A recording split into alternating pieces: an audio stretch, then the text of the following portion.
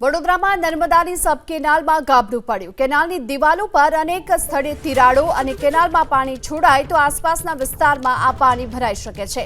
વધુ વરસાદ પડે તો પણ આસપાસના વિસ્તારોમાં પાણી ભરાવાની શક્યતા। ત્યારે તાત્કાલિક ધોરણે કેનાલનું સમારકામ કરવાની માંગ થઈ રહી છે। સ્થાનિક કોર્પોરેટર પુષ્પાબેન વાઘેલાએ કલેક્ટરને આ અંગે પત્ર લખ્યો। કેનાલની ફરતે ફેન્સિંગ કરી આ કચરો દૂર કરવાની માંગ કરાઈ। નર્મદા નિગમની સબ કેનાલ વડોદરાના છાણીથી પસાર થઈ રહી છે અને તેની અંદર મસ્ત મોટું ગાબડું પડ્યું છે। સામે જોઈ શકો છો છાણીથી આવતો વિસ્તાર છે અને અહીંયા કેનાલની અંદર અત્યારે પાણી પણ જોઈ રહ્યા છો। નર્મદા નિગમની આ કેનાલ છે। હવે તેની જે સપોર્ટિવ વોલ છે સામે જોઈ શકો છો તેની અંદર ખૂબ જ મોટું ગાબડું પડ્યું છે।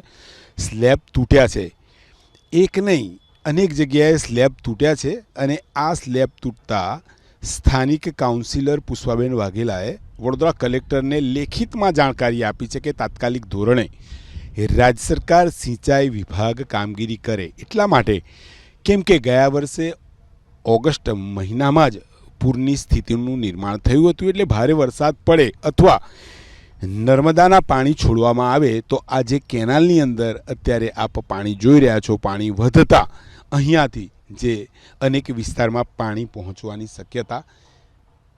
જો એવું થાય અને નર્મદાના નીર કેનાલમાં છોડાયા હોય ને એ પાણી લોકોની સોસાયટીઓમાં પહોંચે, ભારે વરસાદ થાય તો પૂરની સ્થિતિનું અહીંયા ક્યાંક ને ક્યાંક નિર્માણ થાય। કાઉન્સિલરે એમ પણ કહી રહ્યા છે કે વગર વરસાદે પણ પૂર આવવાની શક્યતા, કેમ કે જો નર્મદાના નીર છોડાય તેની સબ કેનાલમાં તો આ પાણી અન્ય વિસ્તારમાં જવાની શક્યતા છે।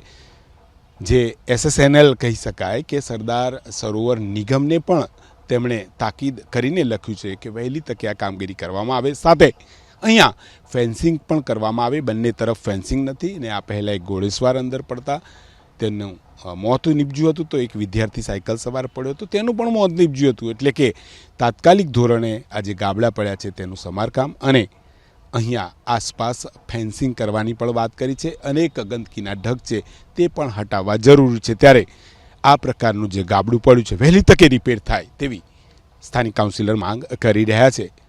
કેમેરામેન પરેશ ધોળકા સાથે લોરેન્સ પરમાર, ABP અસ્મિતા, વડોદરા।